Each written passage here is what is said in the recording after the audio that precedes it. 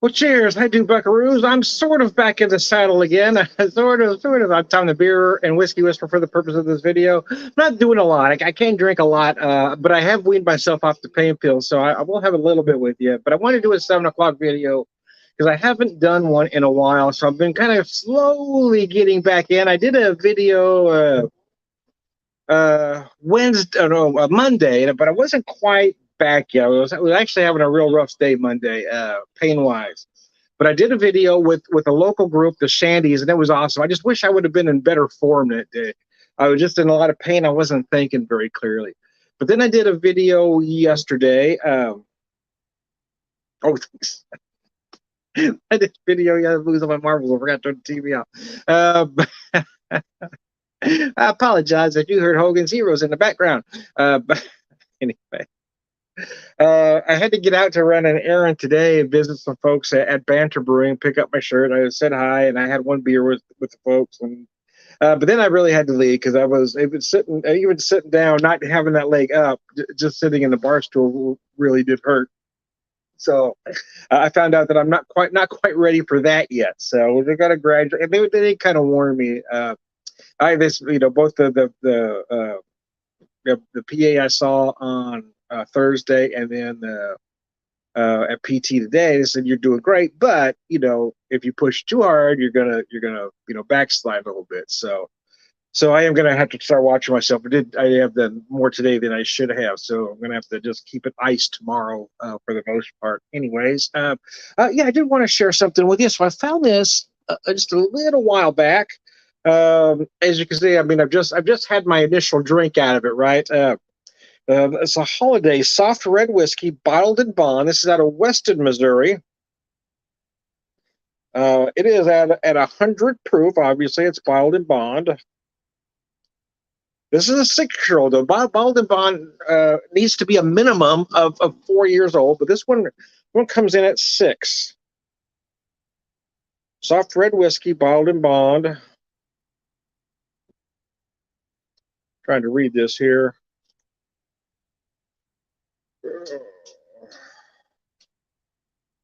It tells you where it was stored on the bottle. Very interesting. Thanks to my lighting director, they were kicking some light on.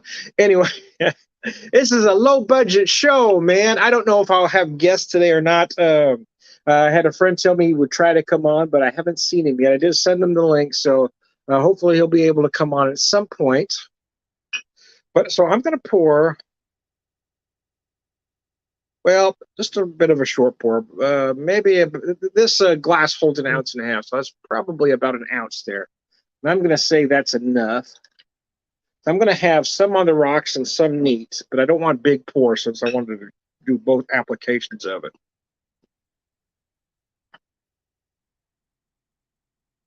And I've got some other things to have with you too. This is just kind of where I wanted to start.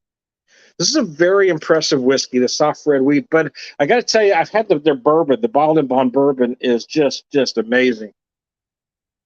And I did pour. You watched me pour 2 glasses using my mini glasses here. I do like these. My wife found these at a thrift store, I believe. So good luck. I got some 4-leaf clovers on them. What's interesting though is it says mazel and it says good luck. But with the clovers on there or the shamrocks, it really should say sláinte on there. But anyway, hey, I didn't design the glass. So I poured some neat, some rocks, but I don't want too much water to get in here, so I'm going to go straight to the rocks. These are smaller cubes. So anyway, if anybody does have to, if you're watching, if you want to leave any questions or comments, you are free to do so. If you would like to be part of the video, let me know.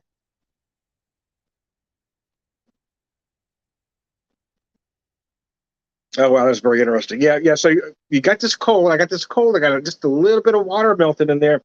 And again, it brings all of those sugars right to the surface, right? Feel a little bit of toffee. You feel a little bit of maple. It's picking up a lot of maple right there. Just a hint of spice, cinnamon, a little cinnamon sugar kind of vibe going on there, yeah.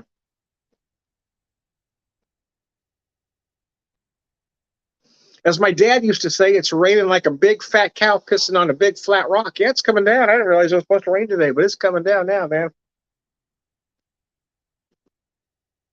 like a big fat cow pissing on a big flat rock. My dad was rather colorful. Uh, the neighbors either really liked him or really hated him. It didn't really go, people had a definite opinion of Dad. You either really liked him or you just didn't. It's probably where the filter I don't have came from. That didn't have much of a filter either.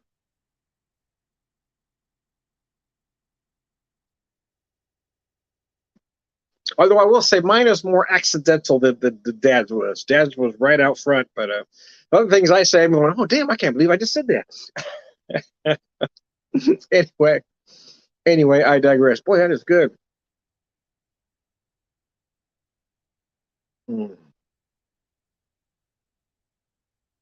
Recently watched the old movie, 90. Not movie, not the 90s now, an old movie. Anyway, Navy SEALs, old Charlie Sheen movie with Michael Biehn.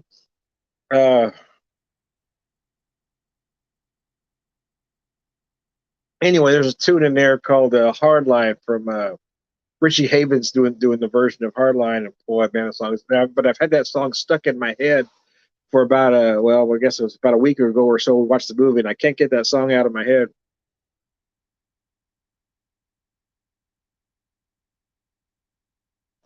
But to give you a little insight to my musical OCD, my musical OCD is, fix this here. Hold on, I forgot to fix something when I got going here. Never did to me again. I don't know why it does this. I'm having issues with it. I try to set it up where it's public, but it automatically goes private. And then for a while there, it was fixed, and but then all of a sudden it went back to the way it was. So anyway, let me clean that up there. I've had that song stuck in my head, and I can give you a little insight to my musical OCD. Is that there's this lyric in the song, and every time I was looking up the lyrics for it, I was absolutely certain.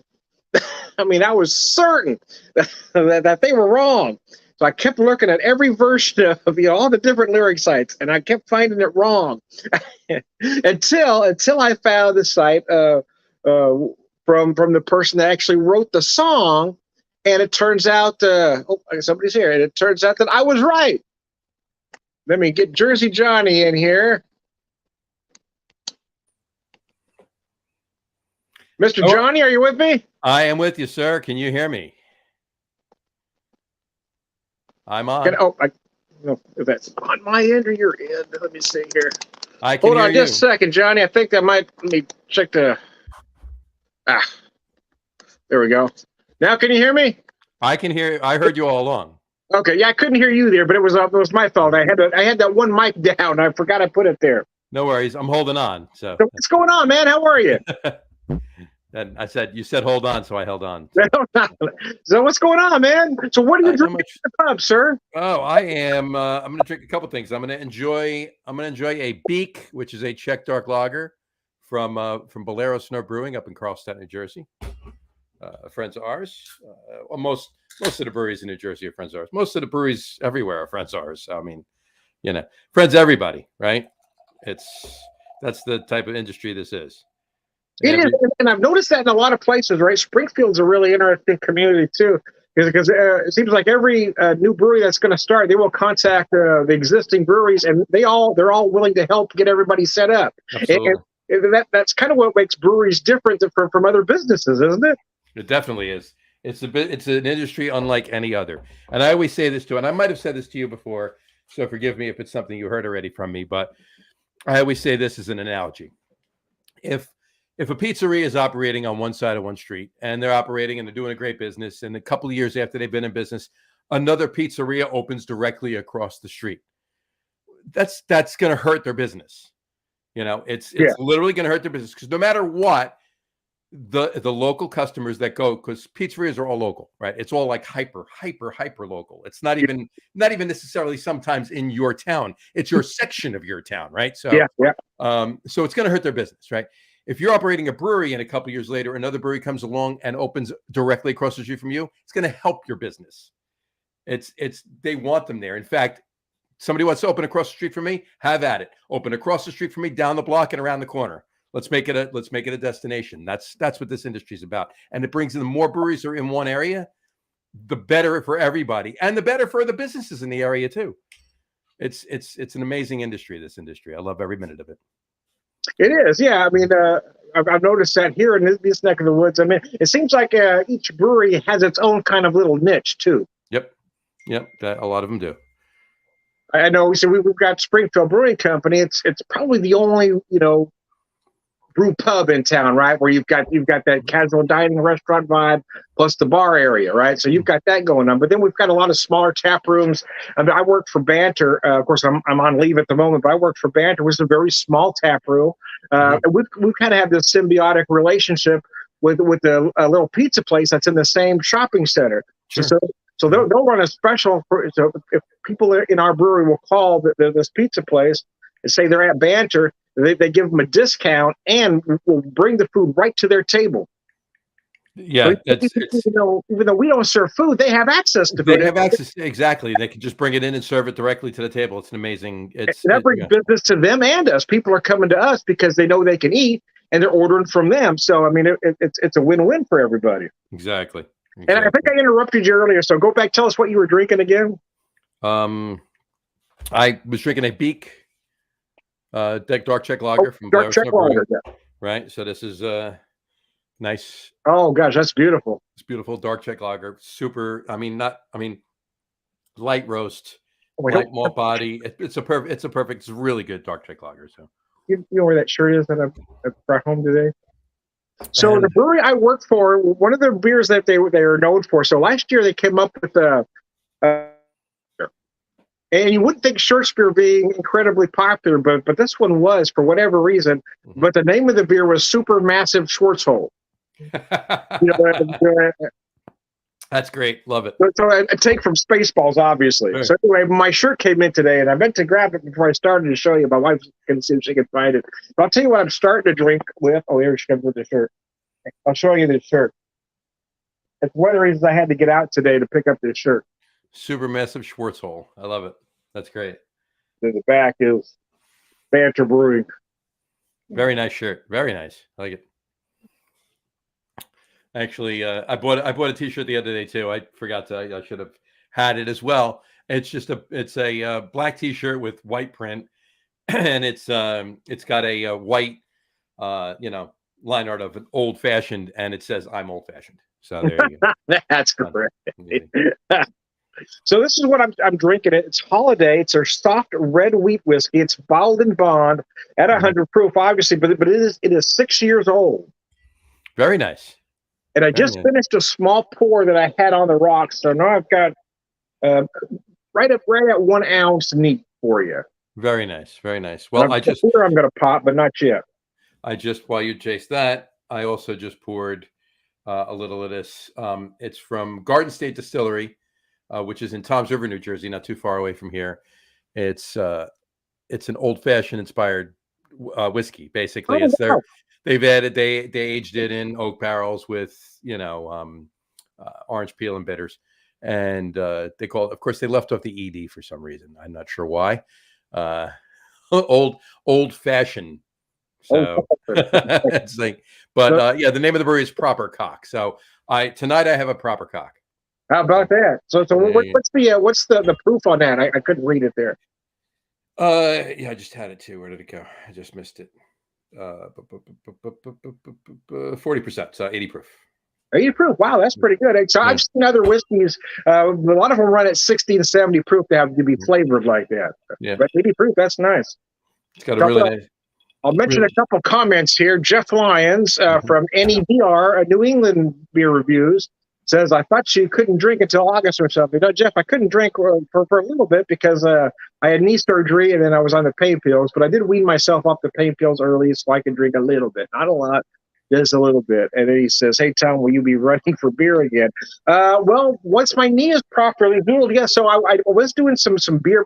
I don't know if they do that in your neck of the woods, John, but some of the pubs here do what they call the beer mile.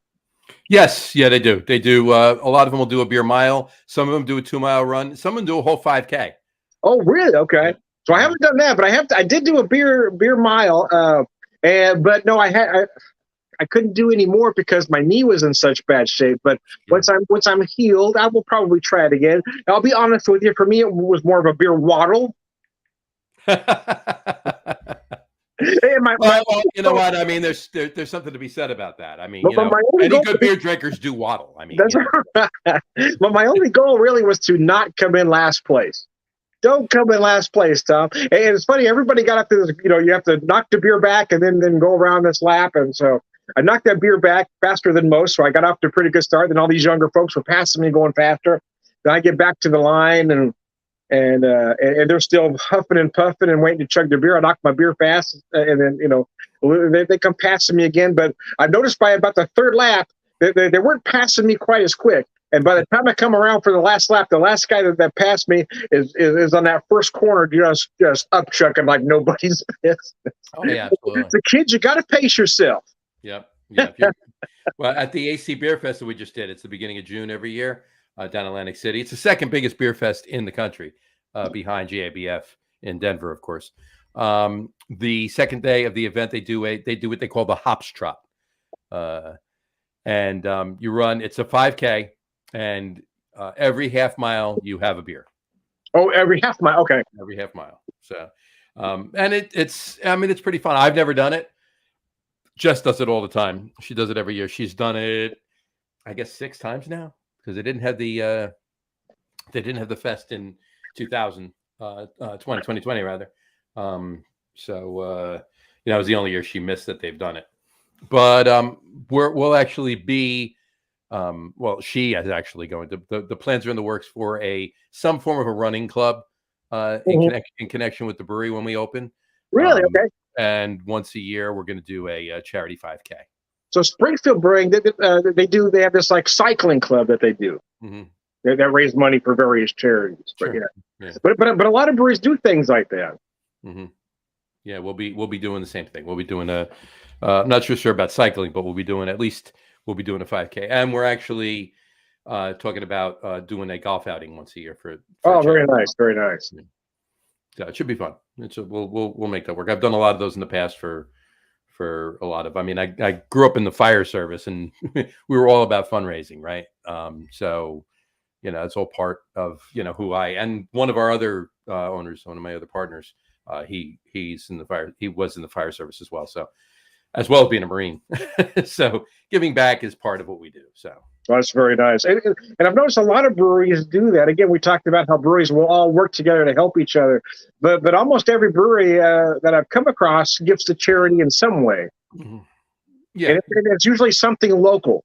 Yep, absolutely. Whether it's just the volunteer fire department or the emergency squad, first aid squad, the local police, or rec baseball, anything like that. They'll do something along those lines, or bigger from there.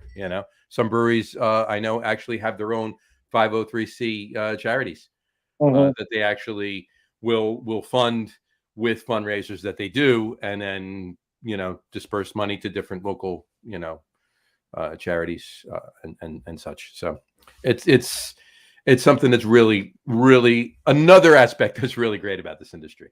It is. The more you see that, the more you want to, the more you want to give them your business, right? Exactly. When I see businesses are going out of their way to help other folks, well, these are the businesses that I want to frequent.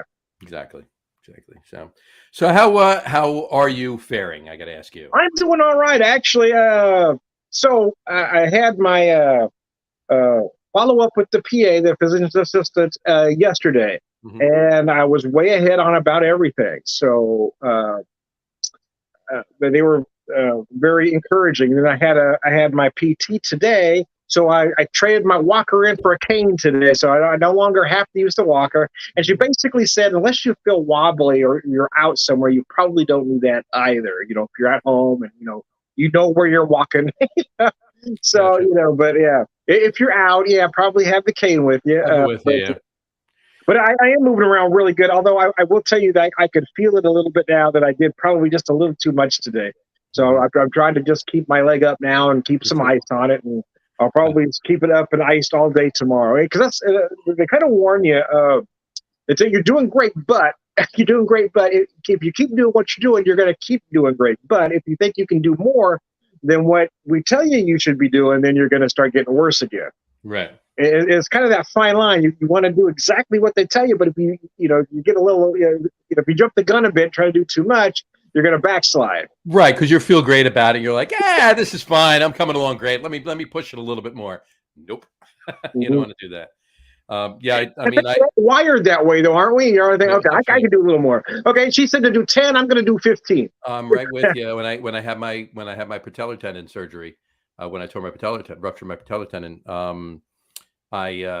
same thing. I mean, but I like you have. Like you were never in a cast, right? You had brakes on it. You had the walker. You got the cane. I was in a cylindrical cast. Oh gosh, for 4 weeks, 5 weeks, 6 weeks, somewhere in there, over a month, and so my leg was straight, completely. So like my incision had healed a lot more than what like you're looking at right now, right? But and I was a little bit that much further along as far as walking goes.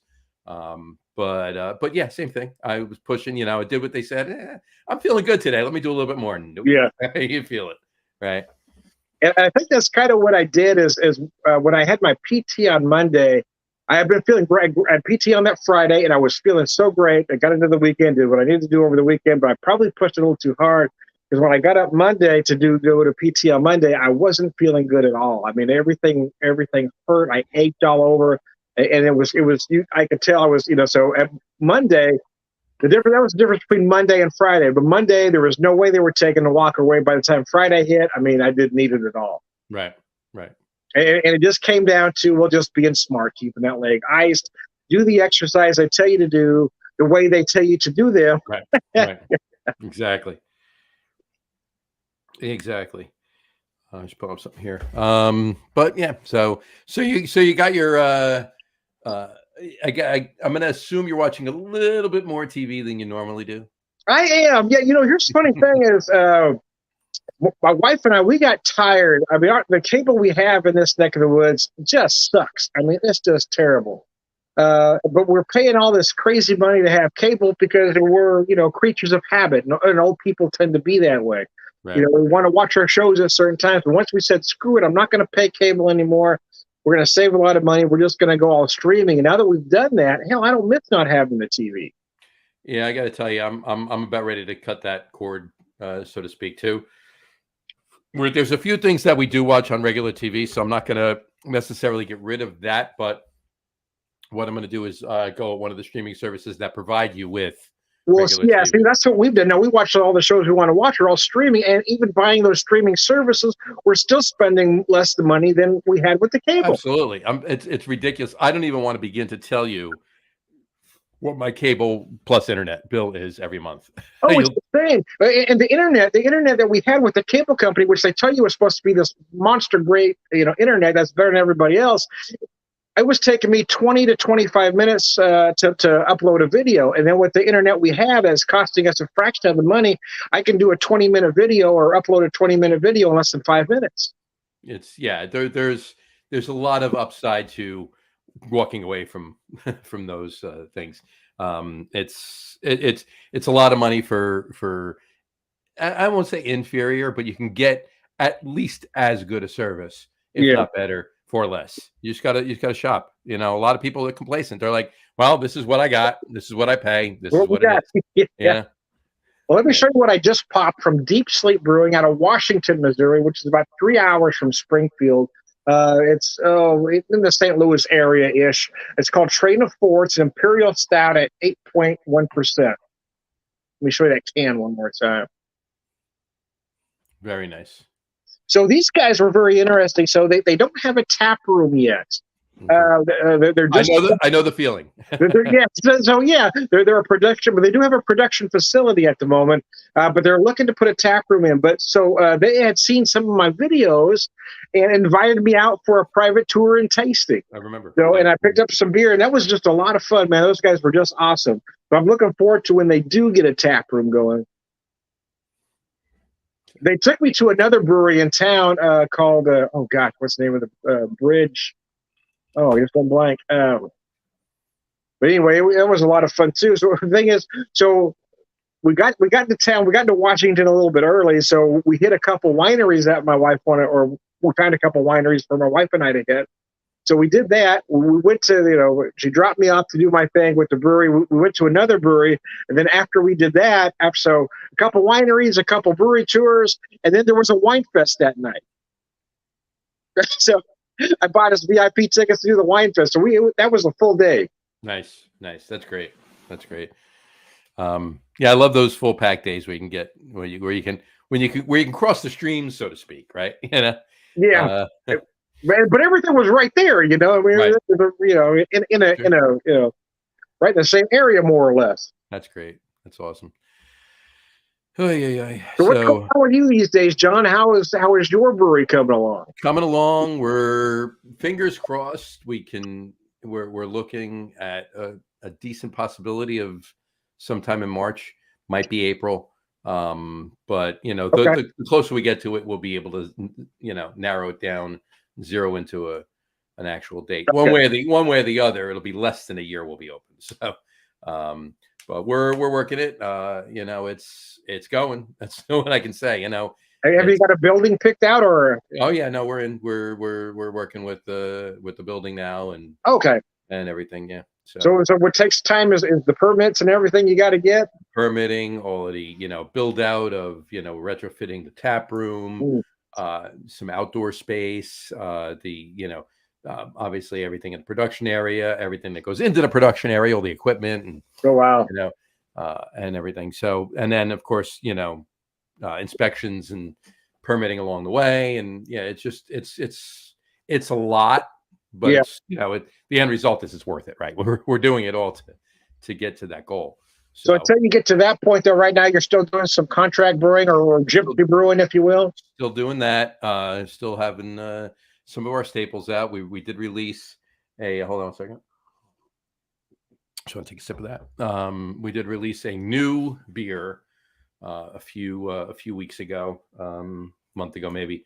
To our if you look, well, you can't see it back here, but we have 5 flagships. We'll have 6 flagships. One of them we did not brew yet. We're not going to brew that until we get into our space. But okay.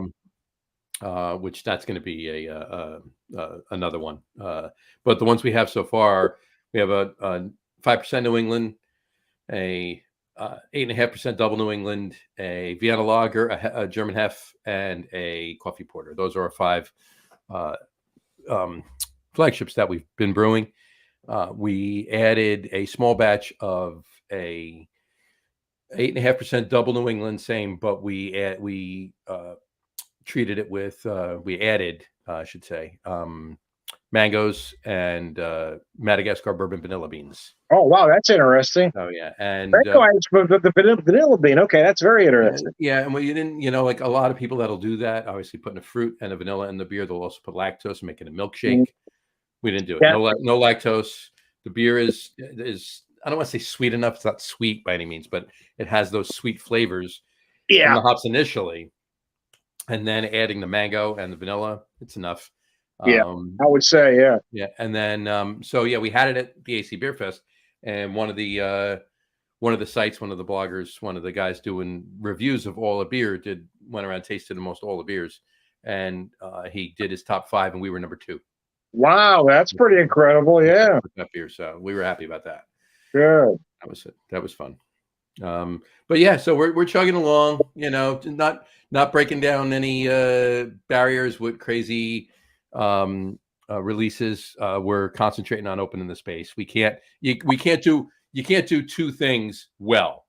Yeah. So we're working on our branding and our marketing, getting the name out there, getting the brand awareness out there with the flagships that we have, and working our asses off to get the building open. And then once we're open, all bets are off.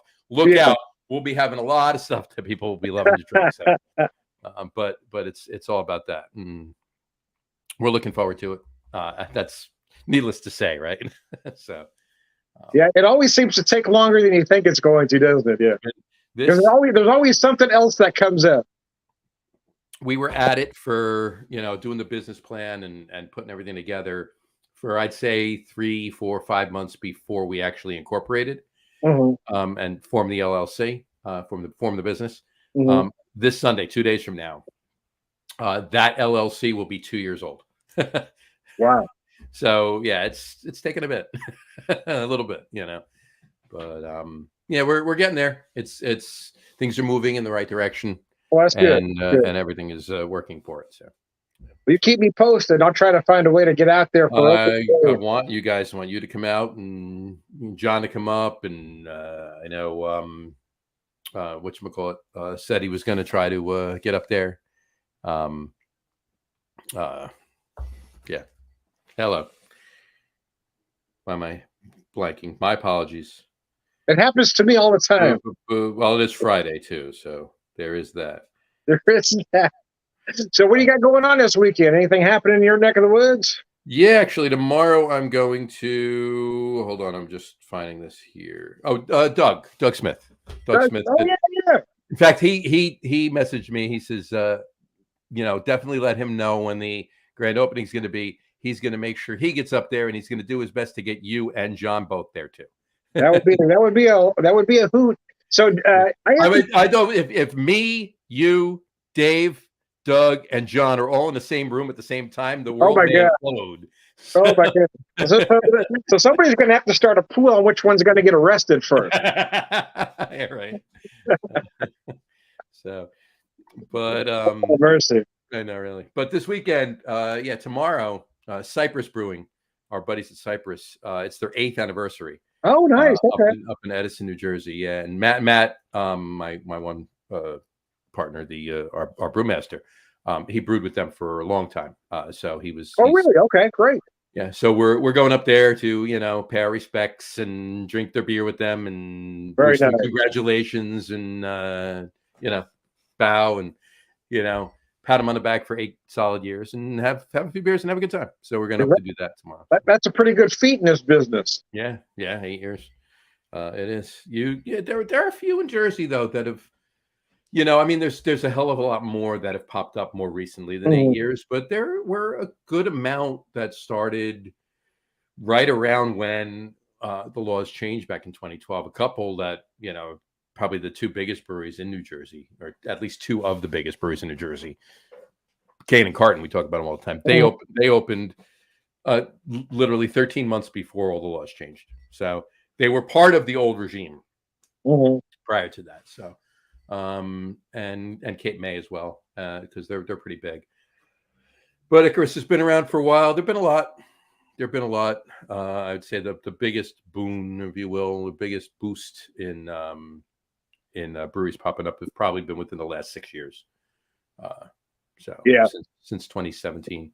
Yeah, but yeah. So we're going there tomorrow, and then Sunday's just like a reset day, just to recoup, and because this week, there was no work to be done on Monday, even though it was a work day with the holiday being on Tuesday. So I had to get 5 days worth of work done in 3 days this week. Yeah. So, but we're we got a full week next week, so it should be good. Well, that's good. Yeah.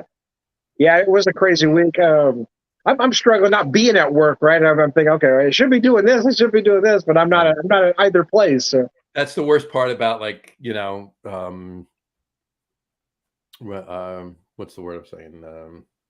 Recouping, resting and everything else, sitting home. There's another word I was looking for. It escapes me, of course.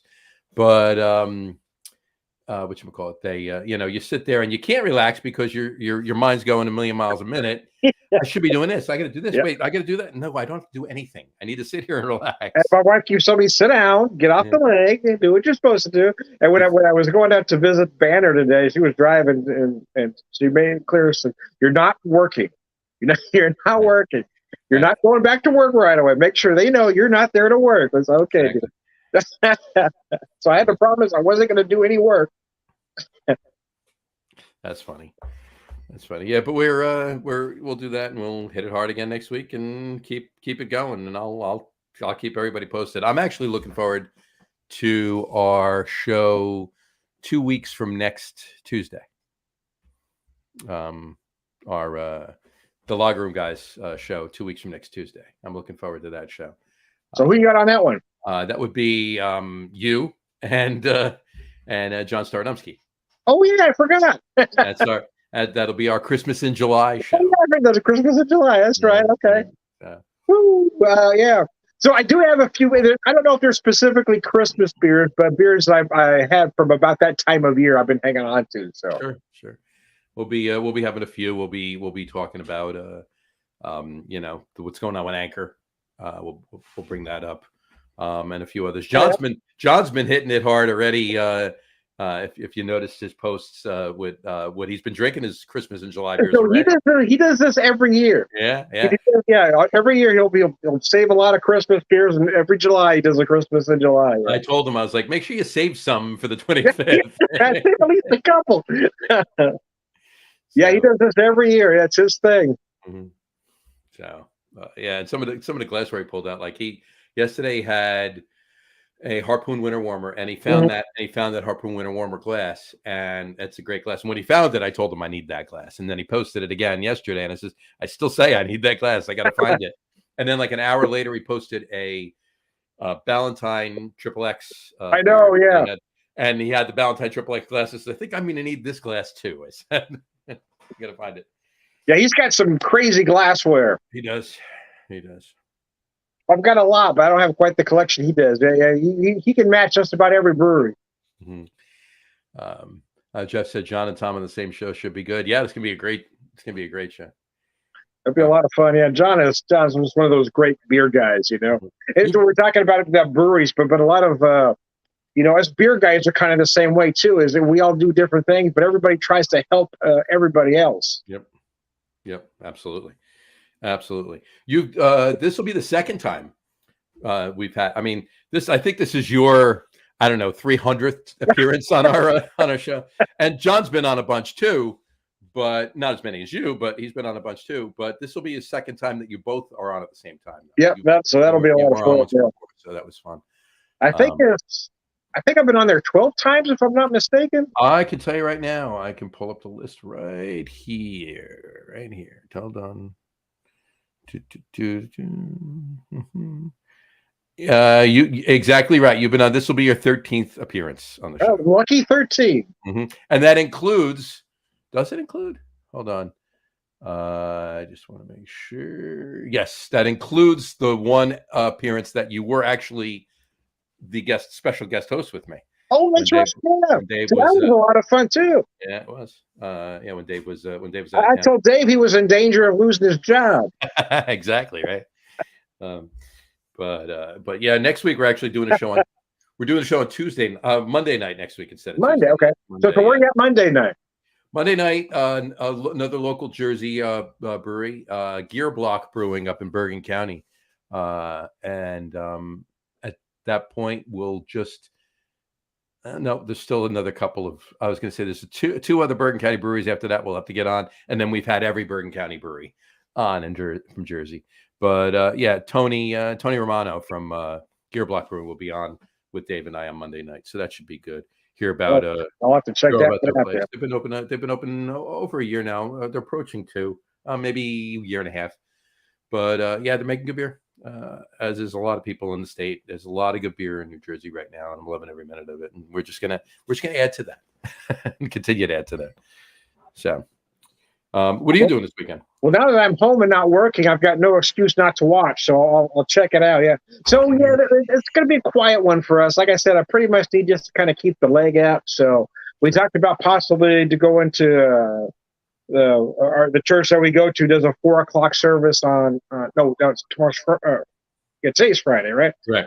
So Saturday they do a 4:00. I'm all messed up. They do a 4:00 on Saturday, so we're talking about possibly going to church, but that's as exciting as we're going to get. There you go. You'll have a nice dinner.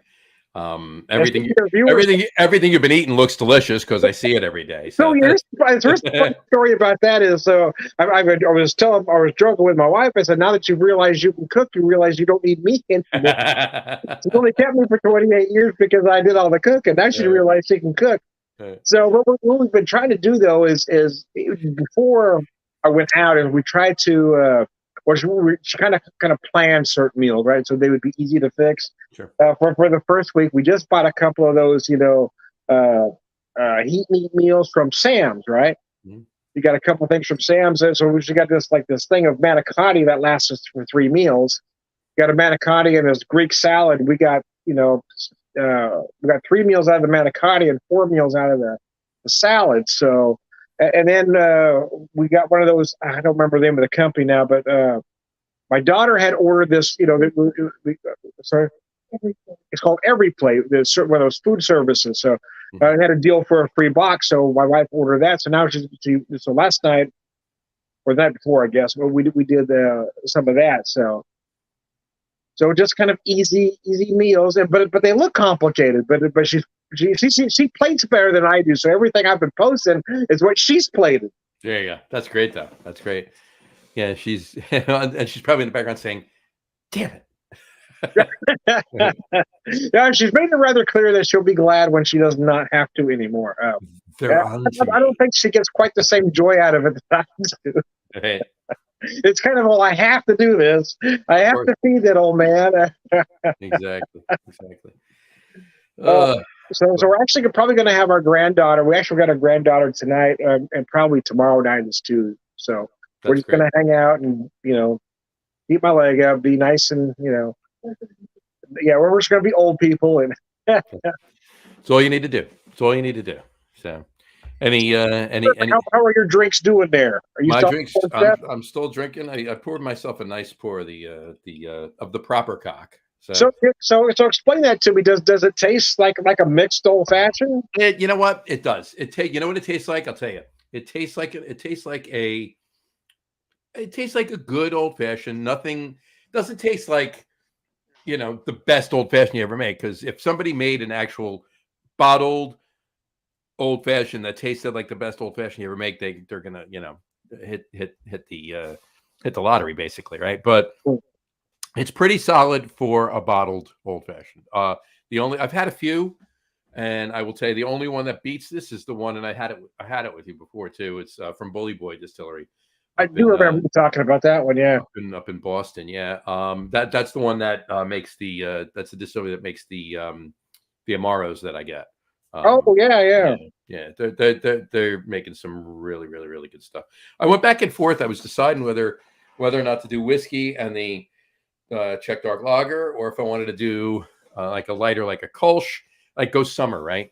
Maybe do a Kolsch, and I have a bottle of summer gin. That's what they call it, summer gin, from Short Path Distillery, which is also in Boston. Well, it's not in Boston. It's actually in Everett, which is about 5 miles north of Boston. And they basically it's their gin, but they age it on they finish it, I should say, on blueberries. So it's actually it's actually purple. I've never seen that before. Gin on blueberries. Wow. Really, really good. I literally drink it on the rocks with lime. Wow, that I would love to try. Yeah, I'm not a huge gin drinker, but well, that sounds very interesting.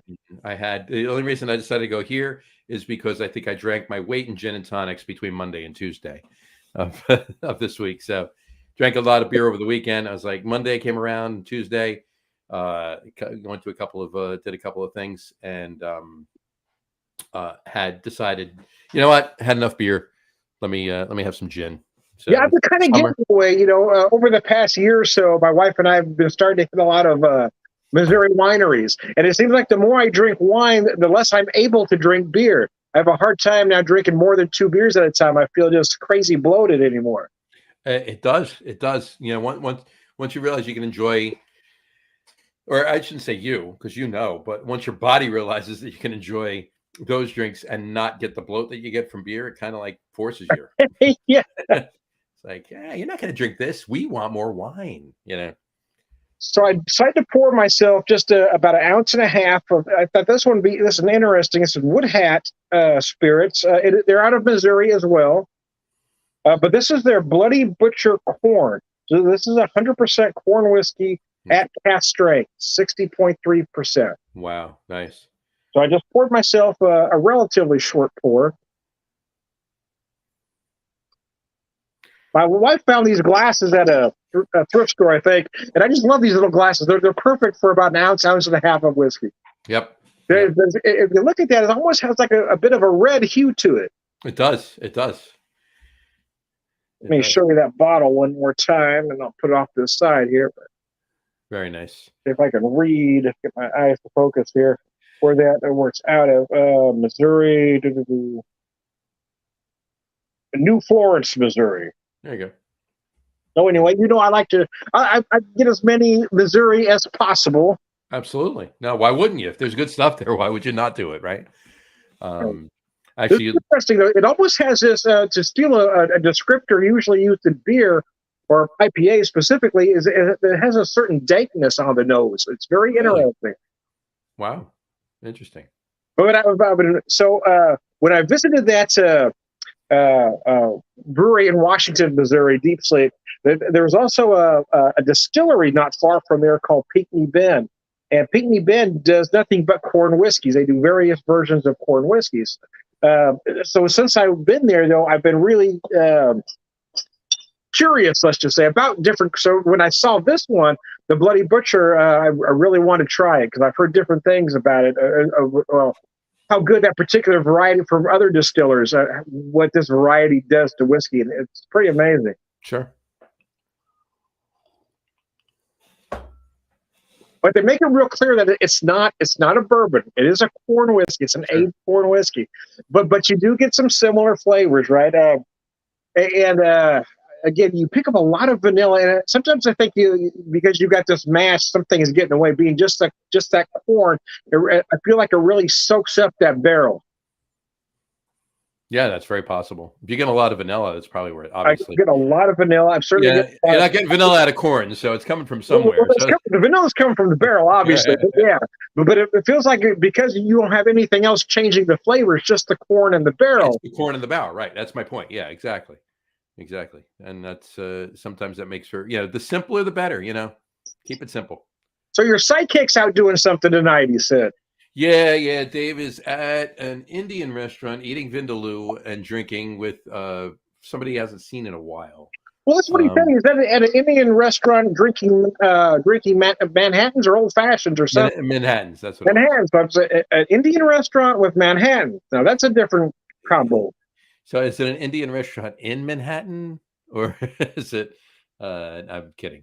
Yeah, well, I guess when I Indian food, I don't actually run to a Manhattan. It's true. And I've only been to maybe one or two Indian restaurants that actually had liquor licenses. So that's true because a lot of in fact, I don't think the main ones we have in town here. I don't think they do. Yeah. The last one I was in, I was actually when we were in Nashville for Craft Brewers Conference. One of the days we actually went. Had lunch at an Indian restaurant, but they had it was really weird about it. It was a highly rated Indian restaurant, but their tap list, draft list, and bottle list for craft beer was amazing. Really? Wow! at an Indian restaurant, so because somebody said it, you got to try this. You got to do this place. If you like Indian food, go here because you're going to drink amazing beer with it. So we went. It was true. So unless he meant they're going out to Indian food and then going out for Manhattans, I don't know.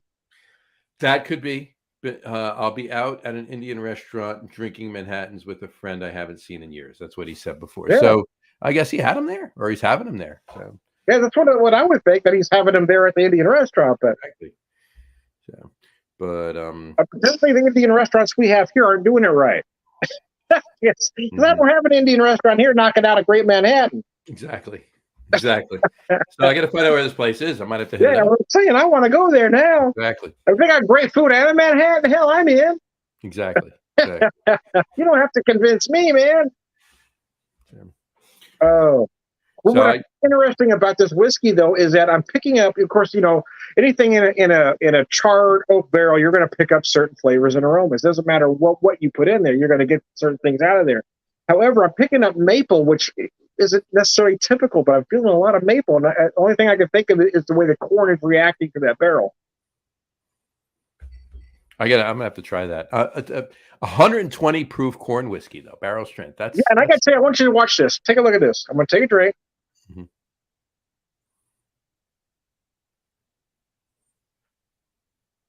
That's how easy that whiskey is to drink. At That's that proof, you don't feel it at all. at 120. That's amazing. I mean, there was no grimace, no face, no lost air. Sure. It is remarkably easy to drink at 120. I gotta tell you. There's a few things that you've had that from out there that I definitely need to when I'm out in Missouri next or whatever, and of course imbibing with Now, yourself. were you still thinking about being in the neck of the woods sometime this year?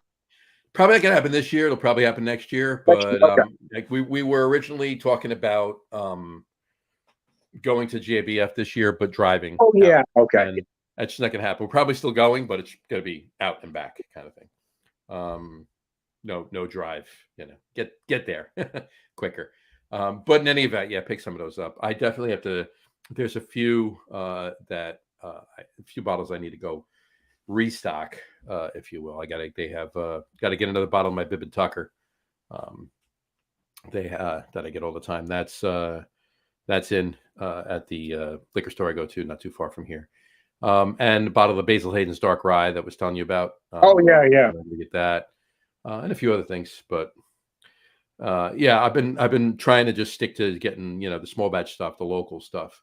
But then there's the stuff that the Basil Hayden's, the Bib and Tuckers, that stuff, that I'll run out of, and I'm drinking the other stuff and missing. I'm like, you know what? I got to go pick up another bottle of this. So you mentioned the glass before. I did get a glass when we were out on the way back from CBC. As a matter of fact, we went to Louisville. I talked about it with you, and we had two tours. We went to Rabbit Hole Distilling. Amazing place, making an amazing spirits there, amazing bourbons, delicious ryes, and then we went over to Kentucky Peerless afterwards. But I got they let us keep the tasting glasses, and they were oh nice, cool. That's very nice. Yeah, I love when they give you the glasses. Yeah, exactly. I did get a bottle of the rye while I was there. Why I got it there, I don't know. Impulse buy. I can buy the rye here. The thing is, I did the same thing when I was at Pinckney Bend, because I was there, because the tour was so good, because I was having such a good time. I bought stuff, right? Because I was right there. I do want to show this to you. I'm not having this one today, but on the subject of local distilleries, this is Tiaki-Da. This is their Oracle. It's their bourbon that's finished in port barrels that I had with you guys when we did the port show. But I'm only bringing it up now because we were talking about local distilleries. They've recently bought, so they're actually owned, or the same people that own Springfield Brewing Company own them. Okay. But they recently, so we had a small distillery out in Rogersville, Missouri, about 15 minutes from us here. So they bought that little distillery out, which are going to turn into kind of an R&D and a tap room for Tiaki-Da. So they're going to have an actual building there. They're still going to just distill their main stuff where they're doing it now, and they're doing a small tasting room. Not tap. I said tap room. I meant to say tasting room. So a tasting room that's going to be right next to Springfield Brewing Company as well. Nice, very nice, very nice. So I'm hoping if you do get to my neck of the woods, they'll be ready for that, because it'd be great to take you to that whole thing. That would be very perfect if that all coalesces. So and Tiaki-Da, if I recall, you said that's Welsh for cheers, right? Basically, yes. Yeah. To boil it down, yeah. So the owners are Welsh, so that's why the name, and they like to show a lot of the that sort of football. Yeah. Right. Whatever the hell that shit is. Yeah. But we do. It does have a big. I'm surprised. I didn't realize they have that many followers here in the U.S. But it's a big thing, I guess. Mm-hmm. Oh yeah. Well, we're gearing up. We're close. End of the month. Beginning.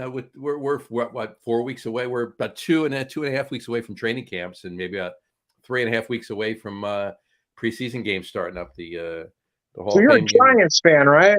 I am a Giants fan, and you are a Rams fan. I am, yeah. I'm kind of different out here. So because the Rams were in St. Louis at one time, there were a lot of Rams fans here, but Rams pissed everybody off when they left. So everybody that was a Rams fan here is no longer a Rams fan. But I grew up in Southern California. I was say you were a Rams fan from LA. You were already. So people kept asking me, "Are you mad because they moved?" No, hell no. That's where they should be in the first place. Right. I don't give a rat's ass where they Where was the first place? Where was their first location? I believe. Gosh, I don't remember. LA was their second and fourth place. Really? So where was first? The original place the Rams were was Cleveland. They were the Oh, I Cleveland did not Rams. know that. Actually, I didn't know that. I didn't realize that. When Okay. they first started, they were the Cleveland Rams, and then they moved to Ooh, LA. So, I did not realize that. yeah. Mm. But I do remember watching the games as a very young person. So the quarterback at that time was Roman Gabriel. So Of course. I remember when I was 4 years old, my dad brought home this box that had a jersey and a helmet in it with. It didn't have a name on the back, but it had Roman Gabriel's number, because I was a big Roman Gabriel fan. So Yeah, names on the back of jerseys wasn't a thing for, really, I guess, some teams started to do it in the 50s, but it wasn't until like the 60s and even the 70s for some teams that they actually started putting the names on it. And some baseball teams still don't. The Yankees still don't put the names on the back of the jerseys. And somebody else. There's another team. There's two teams, the Yankees and somebody else. Oh, are you a Yankees fan? I am not. I'm a Mets fan. You're a Mets fan. I knew that. Yeah, Mets. Okay. I knew there was a reason. So I'm a Dodger fan. So the Yankees are my mortal enemy. Of course.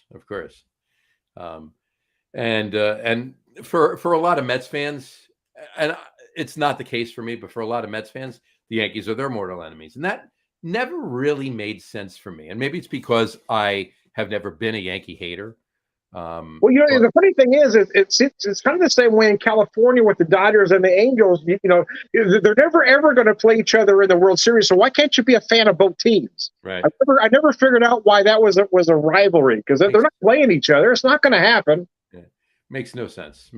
So, but yeah, I remember one of the first bets I ever won was a pool in the 77 World Series, which unfortunately your team did not win.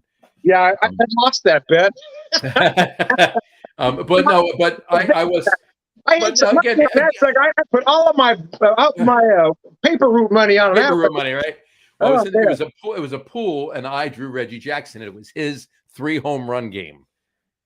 So, okay. So I do have a silver lining now that you say that, though, is that my dad was a member of the American Legion in Cypress, California at the time where we grew up. So we'd all get in on those pools. And I actually won during that World Series, I won 4 pools right in a row. Very nice. So we both won money for that World Series. Like everybody thought I was like this savant. Right? What the hell is he doing? He's 12 years old. And then the following June, I was at Yankee Stadium for a Yankees Royals game. Again, I'm a Met fan, but we went with myself, my father, and another guy, and his son. The 4 of us went. And during batting practice, I caught a Reggie Jackson foul ball. So, oh, nice. That was the first and only time I've ever caught a baseball at a baseball game. That was the first time anyone ever came that close to me. That was able to get it. But I kind of feel like fans are a little bit different now than they were back then. It seems like especially when I talk to younger folks, seems like they root more for players than they do teams specifically. Fantasy football, fantasy baseball. That's actually where I think a lot of this has gone, and that's the reason for it right there. And I remember hating the Yankees, but you look at Reggie Jackson, yeah, he's pretty fucking good. You had to have respect for, even though you hated the team, you had to have respect for the players. I remember thinking, Thurman Munson was just amazing, a great underrated player of his day. He was absolutely a great catcher, a great hitter, great all-around player. That was, remember when that happened? That was just horrible. Yeah, it was, yeah. But yeah, no, I mean, that's the thing, though, right? Because these players, I mean, don't get me wrong, there are a few players in different sports that deserve any bit of hatred that they may get from opposing teams' fans, and even their own fans in some cases, but. Whatchamacallit? As a Met fan, Chase Utley comes to mind. Players like that. But for the most part, whoever's playing on one team that you dislike, a month from now could be on your team, and now you gotta like them, right? So you really can't hate the player, hate the team. But what does that mean? You hate the team. Do you hate the ownership? No. There's only one owner in professional sports that I can't stand, and that's Jerry Jones. But that's besides the point. I think most of Cowboys fans can't stand Jerry Jones. Yeah, he's an asshat. Yeah, pretty much. But short of that, it's a lot of the fans. It's not even all the fans. It's a lot of the fans. That's where the animosity comes from. That's where that goes. Well, I mean, that or jealousy, right? You're jealous that right, you're playing another team and they're always winning, and you're always losing. Yeah, you dislike the team because they got your number, right? I hated the Yankees, but I remember thinking Billy Martin was like the greatest manager that ever was. Right. How could you hate this guy? Right. He keeps getting fired all the time because he wins, right? Yeah. He's good at his job, but he keeps getting fired because he wasn't going to take any shit from anybody. Of course, you have that infamous, kicking the dirt on the ump thing. Oh yeah. This guy, he was a character. He was a natural character. Yeah. He was. He definitely was. As much as I hated the Yankees, you had to admire Billy Martin. Mm-hmm. Well, as a Dodgers fan, you're welcome. Well, thanks. And you know what I mean by that? Well, you're welcome for that, but you're welcome, and that's you were 3.5 games down behind the Diamondbacks. Diamondbacks were in first place. The Mets just swept them. Oh, so now you're only a half a game back in first place. So I knew. You're welcome. I knew we beat the Pirates, but I didn't know that. And so thank you. Thank you. It's funny. Last year, I thought they were the winningest team in baseball last year. I thought they were going to go all the way. And then they got their asses kicked in the playoffs. They didn't just lose. They got brutally beaten.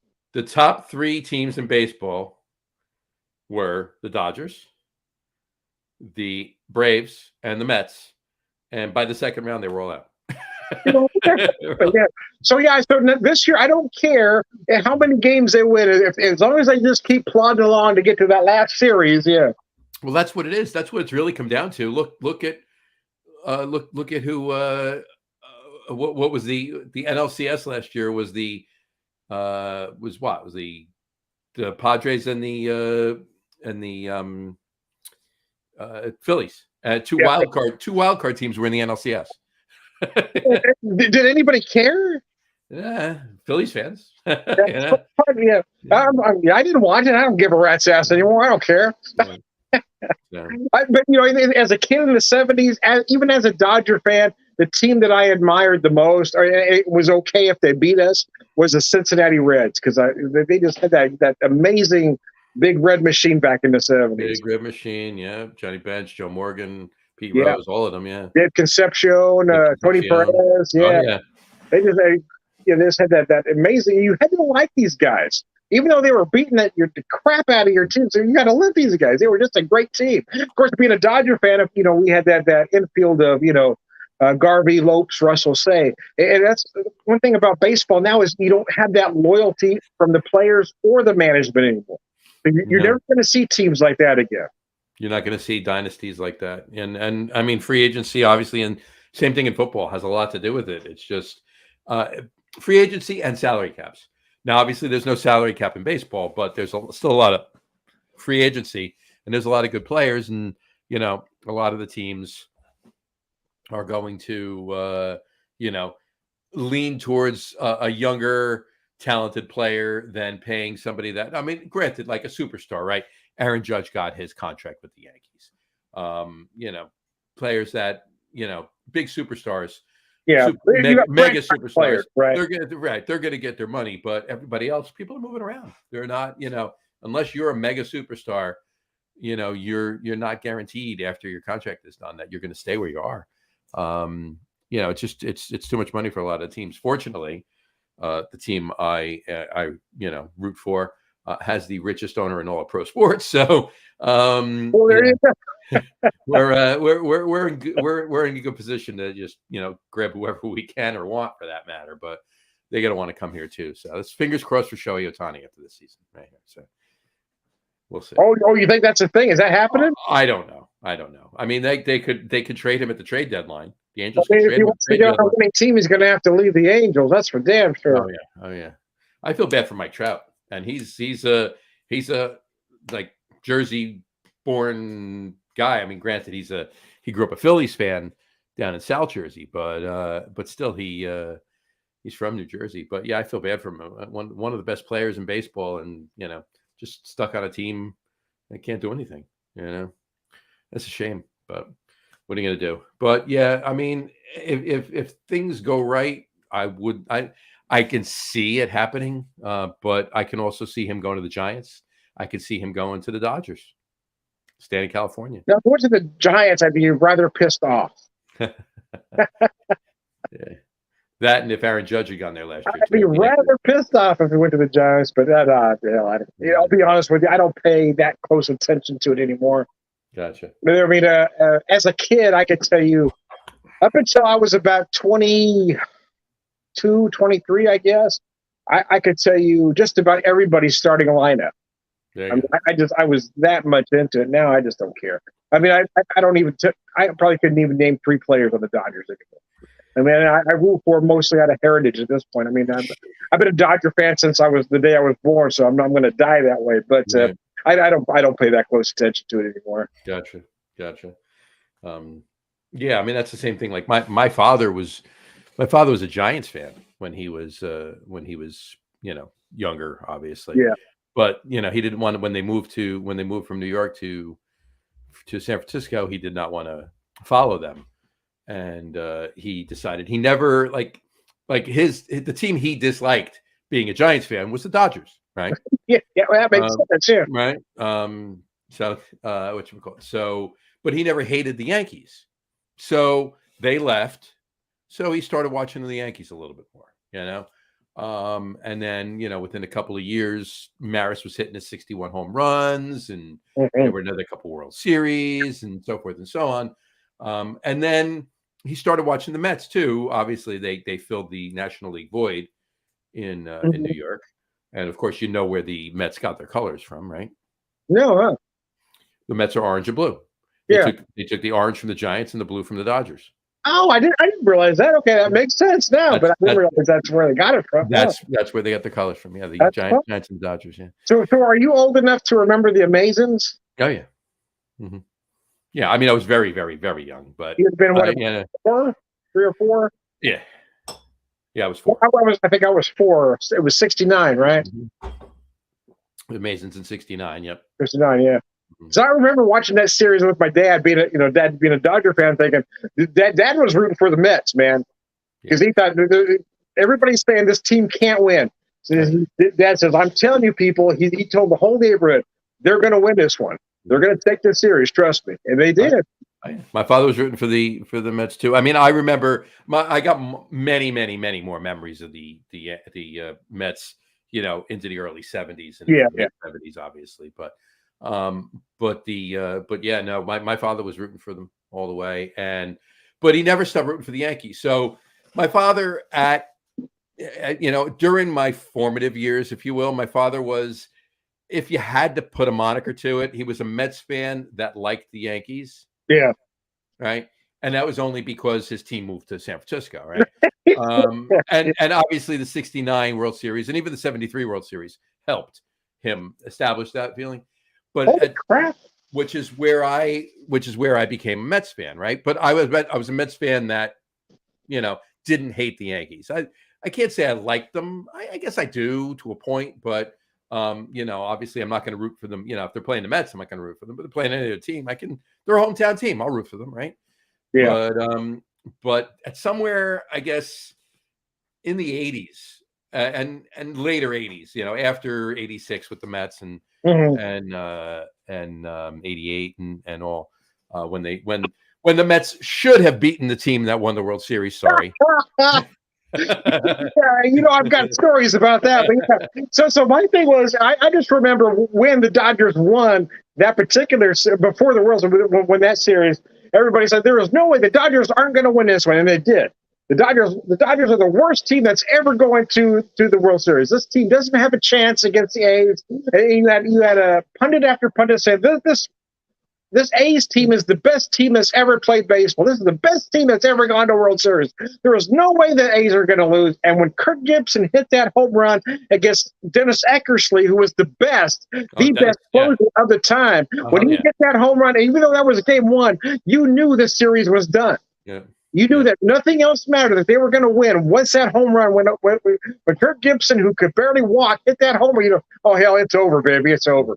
I know. Well, that was just it. I mean, the Mets, for all intents and purposes, should have been in the World Series. Yeah. The Dodgers shouldn't have been. That Mets should have beaten the Dodgers. They should have. If you're talking just about talent.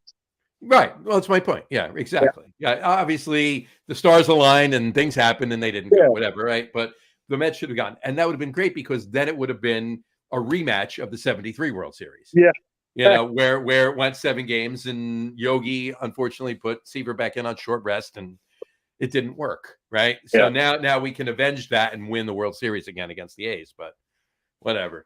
Either way, the A's didn't win. So the A's didn't win, What I learned that year was I was actually in Bellingham, Washington, at a small club or a small bar actually called Cal's Tavern. Held about 100 people, and it was packed because it was a World Series. They hated everything about California, but apparently that LA is more distasteful than Oakland. So, because they were all rooting for the A's there. As long as the Dodgers didn't win, everything was okay. Oakland's closer than LA. So, when Gibson hit that home run, I jumped out of my bar stool instinctively. Went, yeah! And I realized I was the one guy in a room of 100. I am not exaggerating that at all. I was literally one guy in a room of 100. And I sat down and realized everybody was staring at me. I checked my beer. I did this. I put my money on the table and I walked out that bar and went home. That's funny. And I had friends in that bar, but I didn't say a word to anybody, didn't look at anybody. I walked my ass out that bar and went home. I didn't talk about it until a couple of days later. Similar thing I'm up in Boston for in February 2018 for the Super Bowl. And it was the Patriots against the Eagles. When the Eagles won, the Philly special, that whole thing, right? Oh, yeah. Right. Now, as a Giants fan, now I'm up there because we used to go up there every year. It was the Extreme Beer Fest. We're up there. We stayed up there for Sunday, too. We didn't come home on Sunday because we we didn't want to rush home on Sunday, 4-hour drive, and then set up for a party or go to a party. Let's just stay in Boston. We'll watch the Super Bowl here. Every year we did it, right? So we're in Boston. We're in the Beantown Pub, which is on Tremont Street in Boston. It's diagonally across the street from the entrance to the Boston Commons, and it's kind of almost directly across the street from the cemetery that Paul Revere is buried in. You can't get much more Boston than that, right? I'm in there. I'm a Giants fan. I'm not rooting for the Eagles. I'm rooting for the Patriots, right? I'm rooting for the Patriots. Yeah. Right? Everybody in that bar was rooting for the Patriots, myself included, right? The person that was the loudest screaming at the TV was me. The Giant fan rooting for the Patriots. All the Patriots fans were, because you got to remember, this was 1 year after the Patriots came back being down 28-3 against the Falcons. Yeah. Right? So everybody in that bar was complacent. They're like, they got this. They got this. It's not a problem. They'll beat the Eagles. The Eagles aren't going to win. I'm sitting there screaming. Everybody else is like, don't worry. Don't scream. You're fine. They're going to win. They didn't. They didn't win that one, no. I was so mad that year that the Falcons lost. I said, I'd never seen a team try so hard to lose a damn game. Mm-hmm. Mm. They were going out of their way to lose that game. So, it wasn't even that New England was playing that well. Is that they were doing everything wrong. They were. New England didn't win that game. Yeah. New England didn't win that game. Atlanta lost that game. Yeah, that's exactly what happened. Yeah. Right. You're going, holy fuck, how do you get that leap like that and then start playing so sloppy? Mm-hmm. Yeah, that's a shame. Man, we talked for a while. I appreciate you jumping on with me. Don't leave right away, though. Hang on. As I exit, I am Tom, the Whiskey Whisperer and Beer Whisperer. You all know this spiel. I'm going to go right to the end and say all around good guy. But I do want to thank Jersey Johnny for jumping on with me. It's always fun to talk to Mr. Johnny if we're talking beer, whiskey, or cocktails. So anyway, thanks guys, and I'll talk to you in a little bit.